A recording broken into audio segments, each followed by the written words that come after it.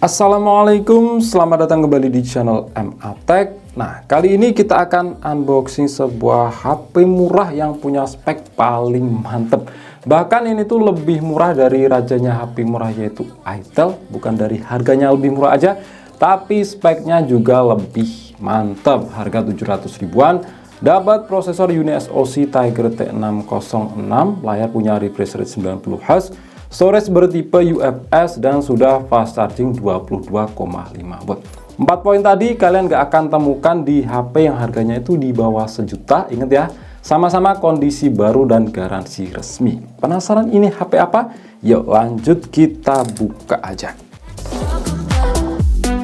Nah, ini tuh bukan Samsung ya, ini cuma kardusnya aja, kardus luar. Oke, jadi ini adalah ZTE Blade A72. Sebenarnya ini bukan HP keluaran terbaru, keluar sekitar setahun yang lalu, yang waktu itu harganya 1,6 juta. Sekarang tuh terjun bebas, cuma 800 kurang 1000 ya, itu masih di angka 700 ribuan. Oke, untuk tampilan boxnya seperti ini ya, warna biru. Di sini ada tulisan ZTE Blade A72. Nah, ngomongin brand ZTE, sebenarnya ini tuh brand yang udah tua banget, jauh sebelum adanya brand Cina seperti Xiaomi, Oppo, dan juga brand ZTE ini tuh terkenal dengan produk-produk modemnya. Oke. Terus di bagian belakang ya, di sini kosong aja, yang nggak ada keterangan spesifikasi. Ini poin sellingnya. Layarnya itu 6,74 inch HD plus, fast charging 22,5 watt. Udah bertipe UFS 2.2. Nggak akan kalian temukan di harga HP di bawah sejuta. Dan baterainya 5130 mAh. Yuk lanjut kita buka. Oh ya, ini untuk yang versi RAM 3/64 GB ya, karena itu ada yang versi ROM 128 GB, dan itu pasti harganya lebih mahal. Nah, di dalamnya yang pertama di sini ada sebuah kotak, biasanya sih silikon case. Ya, bener, di sini ada silikon case, terus buku panduan, ini kartu garansi, dan juga SIM ejector yang bentuknya itu unik, ini kayak obat nyamuk bakar. Dan silikon case-nya tuh seperti ini ya, ini bening, transparan. Terus ini dia si HP-nya, ZTE Blade A72. Nah, di sini untuk partisinya itu tertata rapi ya, ditaruh dalam beberapa kotak, gak asal taruh aja. Ini di kotak yang pertama ada kepala charger yang punya output itu 10 volt 2,25 ampere, ini maksimalnya ya, yang artinya itu 22,5 watt. Fast charging paling kencang untuk harga HP di bawah sejuta. Coba kalian cari, itu pasti nggak akan nemu di HP lain yang lebih kencang. Terus ada kabel USB yang mantapnya di sini tuh juga udah bertipe C, bukan lagi yang micro USB. Dan ini masih ada lagi loh. Jarang-jarang kita temukan di HP lain dapat seperti ini, dapat earphone kayak gini. Nah, ini udah lumayan banget ya. Oke, ini kita rapiin dulu dan kita lihat di HP-nya. Nah, untuk warna yang saya punya ini warna biru ya. Ini gradasi warna biru dan juga ke silver. Dan untuk desain kameranya seperti ini, jujur saya tuh lebih suka model kamera seperti ini daripada kebanyakan HP zaman sekarang yang itu lebih ke iPhone-iPhonean, kamera bubah. Kalau kalian gimana seleranya? Untuk bahan back covernya ini dari plastik ya. Finishnya itu bukan yang glossy, jadi di sini nggak gampang meninggalkan bekas di jari. Ada garis-garis kayak gini. Oke, kita cek dari sisi per sisi. Di samping kanan ada tombol power yang merangkap juga sebagai sensor besi di jari. Di atasnya ada tombol pengatur volume. Di sisi atas ini kosong aja. Di sisi kiri ada slot SIM. Coba kita lihat kira-kira di sini punya tipe apa.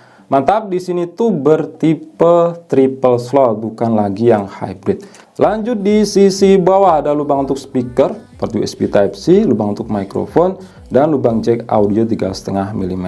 Di bagian belakang ada tulisan ZTE, triple kamera, dan LED flash. Jujur sih ini handlingnya itu enak ya, daripada frame yang flat. Tapi secara penglihatan itu frame flat lebih enak dilihat aja. Kalau soal handling itu lebih enak dipegang yang model melengkung kayak gini. Terus di bagian depan, nah di sini dari bawaan ternyata nggak ada screen protector yang menempel ya, dan tadi juga nggak ada bawaannya, jadi harus beli sendiri. Ada kamera depan, lubang untuk earpiece, dan sensor-sensor. Yuk lanjut kita nyalakan. Nah, ini saya akan kembali dengan keadaan sudah saya install beberapa aplikasi tambahan dan setting-setting. Tunggu saya untuk kembali. Oke, balik lagi. Jadi seperti ini tampilan home screen dari ZTE Blade A72. Nah, untuk ukuran layarnya ini tuh lebih gede daripada umumnya HP murah lainnya, yang kebanyakan itu berukuran 6,6 inch. Kalau ini tuh 6,75 inch. Jadi buat nonton itu lebih leluasa, lebih enak aja. Kalau untuk model kamera depannya ini tuh pakai water drop notch, tapi pakai model huruf U. Itu lebih enak dipandang daripada yang masih model V. Kalau untuk ketebalan bezelnya ya wajar lah, untuk harga HP murah di bagian dagunya ini tuh cukup tebal. Tapi kalau untuk bagian atas kanan kiri ini tuh cukup tipis ya. Oke, lanjut kita tes untuk performa sensor media jari-jarinya yang ada di samping. Mantap, di sini punya performa yang udah cepet dan sangat akurat. Kalau untuk kualitas layarnya, ini saya akui termasuk bagus ya untuk harga HP yang sekarang itu 700 ribuan, warnanya cukup keluar. Dan karakter warna layar secara default itu lebih ke warm, itu lebih enak dipandang lama-lama ya. Daripada kebanyakan HP murah lainnya itu rata-rata karakternya ke cool, ke biru-biruan. Dan di sini di pengaturan tampilan ada pengaturan kecerahan otomatis. Dan juga untuk suhu warna ini tuh bisa kita sesuaikan dengan selera mata kita. Dan untuk refresh rate di sini bisa sampai 90 Hz. Mana lagi di harga HP 700 ribuan yang punya refresh rate 90 Hz. Jadi dioperasikan itu lebih enak ya, lebih smooth. Kalau dibandingkan dengan kualitas layar dari ITEL A70, jujur ini tuh lebih bagusan di ZTE Blade A72. Nah, ini di pengaturan kontras segini ya, sama itu lebih terang di ZTE Blade A72. Begitupun juga dengan karakter warna layar ya, ini tuh kerasa memang khas HP murah, kebiru-biruan, dan juga karakter warnanya itu nggak bisa diubah. Kita coba mentokin untuk brightness-nya. Nah, ini kalian bisa lihat sendiri ya. Untuk tingkat kecerahannya di maksimal ini tuh lebih terang di ZTE Blade A72. Dan di ITEL A70 ini nggak ada pengaturan kecerahan otomatis. Dan untuk model kamera depannya ini lebih cakepan di ZTE Blade A72, water drop notch dengan model huruf U. Kalau ini model V. Kalau untuk bezel ini ya sama aja sih. Cuma kalau dilihat lebih detail itu bagian atas kanan kiri lebih tipisan di ZTE Blade A72. Untuk layar ini bagusan di ZTE Blade A72. Oke, kita cek di bagian tentang ponsel. Nah, ini dia UI-nya itu bernama MyOS versi 11, dengan versi Android itu masih 11. Memang bukan seri yang paling baru. Kalau di ITEL A70 itu versinya lebih baru, Android 13. Di sekarang update keamanan Android di 5 Juni 2022. Dan kalau dicek di pembaruan sistem, di sini nggak ada pembaruan lagi untuk saat ini. Untuk RAM ini 3 GB dan bisa ditambah dengan fitur virtual RAM itu plus 2 GB, jadi totalnya 5 GB. Ya, untuk harga HP 700 ribuan, RAM 3 GB itu masih wajar-wajar aja. Kita lihat sisi banyak kelebihannya daripada sisi kekurangannya. Itu memang rata-rata harga HP 700 ribuan RAM-nya itu 3 GB. Kalaupun ada RAM yang 4 GB, pasti sisi lain itu jauh lebih rendah dibanding HP ini ya. Prosesor, terus fast charging, refresh rate layar, dan lain-lain. Nah, untuk aplikasi bawaan sebenarnya tadi itu banyak aplikasi bloatware, cuma semuanya itu bisa kita uninstall. Jadi ini tuh lebih bersih, ini bersih banget. Nggak ada aplikasi bloatware yang nggak bisa kita uninstall. Oke, kita cek di aplikasi device info HW. Nah, ini dia untuk storage-nya itu udah bertipe UFS.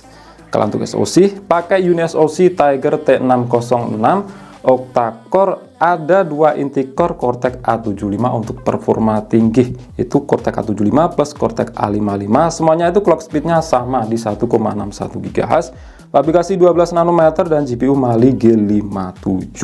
Nah, ini prosesor paling powerful untuk harga HP di 700 ribuan. Bahkan kalian nggak akan temukan di HP lain yang harganya itu di bawah sejuta. Ini prosesor juga digunakan di ITEL S23. Untuk screen, ini resolusinya 720 x 1600 atau SD+. Untuk refresh rate, tadi udah kita lihat ya, itu maksimal di 90 Hz. Penyimpanan RAM-nya itu 3 GB. untuk storage 64 GB. Sisa storage yang bisa kita pakai setelah dibersihkan aplikasi bloatware bawaan itu 51 GB. Ini free-nya 38 GB karena sudah saya install beberapa aplikasi tambahan dan game Mobile Legends. Untuk kamera di sini nggak terbaca. Untuk sensornya itu kamera belakang 13 megapiksel pakai Hynix H1336. Kalau untuk depan 5 megapiksel itu pakai Galaxy Core. Terus untuk baterai di sini tuh kebacanya 6000 mAh ya. Kalau di boxnya itu tertulis 5130 mAh dan di GSM Arena itu keterangannya juga 6000 mAh. Tapi kalau dilihat dari fisiknya yang memang cukup tebal dan lumayan berat, dan juga ini tuh nggak kopong berisi, ini mungkin ya yang sebenarnya itu baterainya berkapasitas 6000 mAh. Apalagi ini kan ukuran layarnya gede 6,75 inch. Kalaupun dipasangi baterai 5000 mAh itu harusnya lebih tipis. Kalau ini tuh ya cukup tebal dan juga ini tuh berisi padat dan juga berat. Terus untuk sensor di sini memang ya cukup minim ya, sensor magnet nggak ada, sensor giroskop juga nggak ada, tapi sensor cahaya masih ada. Makanya tadi ada pengaturan kecerahan layar otomatis. Terus untuk WiFi di sini sudah support 5 GHz. Kalau di itel A70 ini tuh belum support WiFi 5 GHz, hanya support 2,4 GHz. Kemudian untuk skor Antutu kira-kira dapat berapa HP yang harganya 700 ribuan ini pakai prosesor Unisoc Tiger T606. Nah, mantap ya, di sini dapat skor paling tinggi untuk harga HP di bawah sejuta. Itu dapat 238 ribuan. Ini saya tes di Antutu versi 10. Cuma untuk Antutu 3D-nya itu pakai versi Lite karena keterbatasan RAM yang cuma 3 GB. Di sini CPU-nya dapat 79 ribuan dan GPU-nya 22 ribuan. Kalau dibandingkan dengan itel A70 yang pakai Unisoc Tiger T603 memang skornya cukup jauh ya.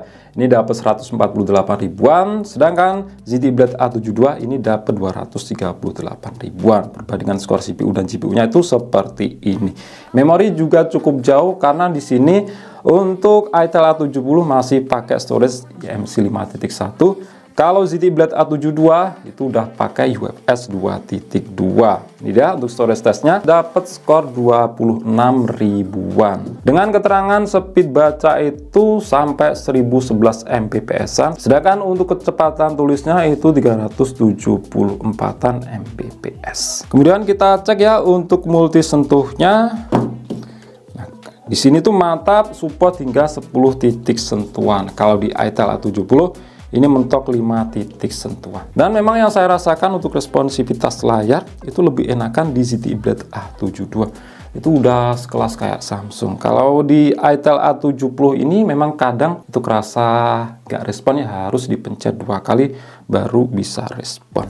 Kemudian kita cek di bagian kamera. Untuk kamera belakangnya ini anggap aja itu cuma satu yang beresolusi 13 megapiksel.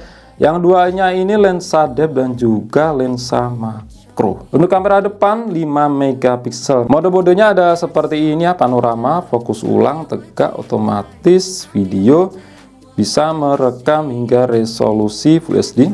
Untuk depan, ya ini sama aja ya, maksimal di Full HD, yang pasti itu 30 fps. Terus di sini ada mode manual, shutter speed ini bisa sampai lumayan banget, ini bisa sampai 6 detik ya.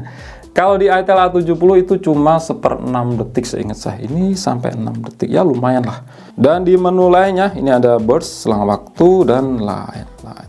Nah, untuk hasil foto dan videonya kalian langsung bisa lihat aja ya sebagai berikut. Oke, seperti ini untuk hasil perekaman video dari kamera belakang ZTE Blade A72. Ya memang hasilnya khas HP yang berproses OC ya.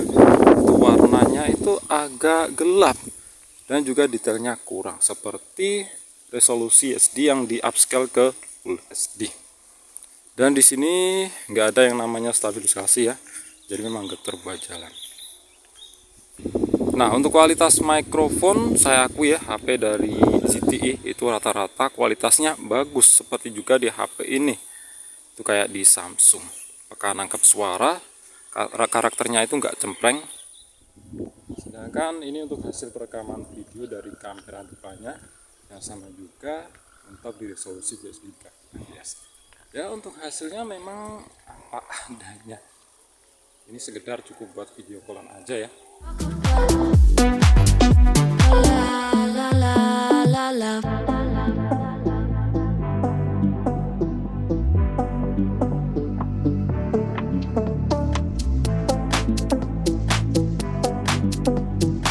Nah, untuk game Mobile Legends settingan grafiknya di sini udah bisa ultra ya, dan frame rate-nya juga kebuka untuk super alias 90 fps. Gila, HP 700 ribuan udah kebuka settingan seperti ini.